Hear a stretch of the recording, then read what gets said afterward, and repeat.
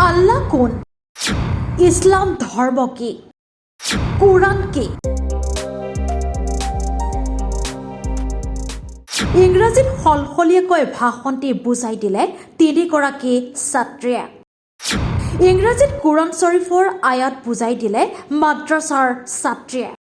মাদ্ৰাছাৰ তিনি ছাত্ৰীৰ প্ৰতিভাক লৈ ৰাজ্যজুৰি ব্যাপক চৰ্চা হয়।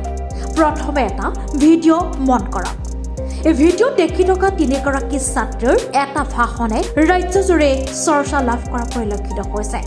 এই তিনিগৰাকী মাদ্ৰাছাৰ তিনি ছাত্ৰী ইংৰাজী, অসমীয়া আৰু আৰবী তিনিটাকৈ ভাষাত সলসলীয়াকৈ তিনি ছাত্ৰীয়ে বুজাই দিলে কোৰআন শ্বৰীফৰ আয়াত,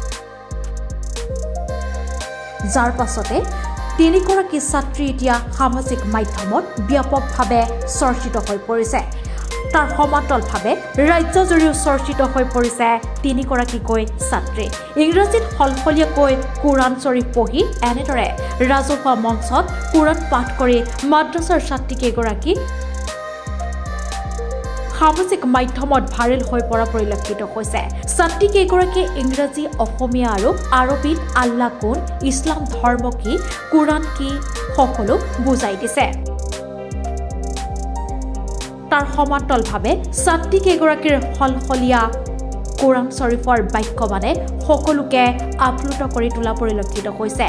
ইংৰাজী, অসমীয়া, আৰবী তিনিটা ভাষাতে কোৰআন শ্বৰীফৰ আয়াত বুজাই মাদ্ৰাছাৰ তিনি ছাত্ৰী এতিয়া ৰাজ্যজুৰি ভাইৰেল হৈ পৰা পৰিলক্ষিত হৈছে। বহুজনে প্ৰশংসাৰে উপচাই পেলাইছে তিনিওগৰাকী ছাত্ৰীক আৰু মুছলমান সমাজৰ মাজতো ব্যাপকভাৱে প্ৰশংসাৰে উপচাই পেলাইছে ছাত্ৰীকেইগৰাকীক। উল্লেখযোগ্য যে কাৱৈমাৰীত দস্তাৰবন্দী উপলক্ষে আয়োজিত হৈছিল তৃতীয় বাৰ্ষিক দিনী জলছা আৰু সেই জলছাহতে এনেদৰে সলসলীয়াকৈ ইংৰাজী, অসমীয়া আৰু আৰবী ভাষাত ভাষণ প্ৰদান কৰি চৰ্চাত আছে ছাত্ৰীকেইগৰাকী।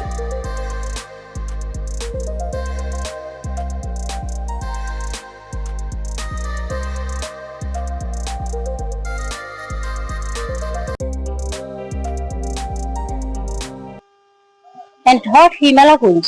আৰু তাক কথিত ভাষণৰ শিক্ষা প্ৰদান কৰিছে।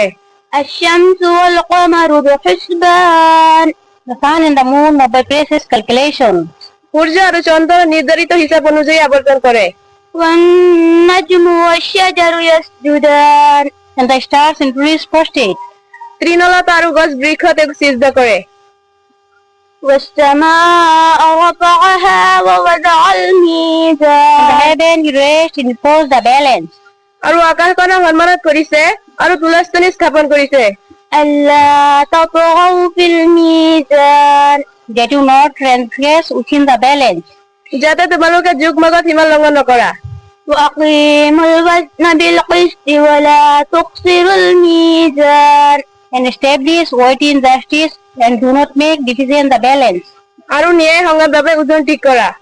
والأرض وضعها للأنام. The earth he laid out for the creatures. ওজনত যাতে কম নিদিয়া। فيها فاكهة والنخل ذات الأكمام. There is fruit and palm trees having seeds of dates. আৰু পৃথিৱীখনক তেওঁ শ্ৰেষ্ঠ জীৱসমূহৰ বাবে স্থাপন কৰিছে। والحب ذو العصف والريحان. And grain having husk and scented plants. য'ত আছে ফল মূল আৰু আৱৰণ যুদ্ধ খেজুৰৰ গছ। فبأي آلاء ربكما تكذبان. So which of the favors of your Lord would you deny? আৰু আছে তুহমুক্ত হৈছে আৰু সুগন্ধি ফুল, এতেকেহে মানুহ আৰু জিন। তোমালোকে তোমালোকৰ প্ৰতিপালকৰ কোন কোন নিয়ামতৰ অস্বীকাৰ কৰিবা?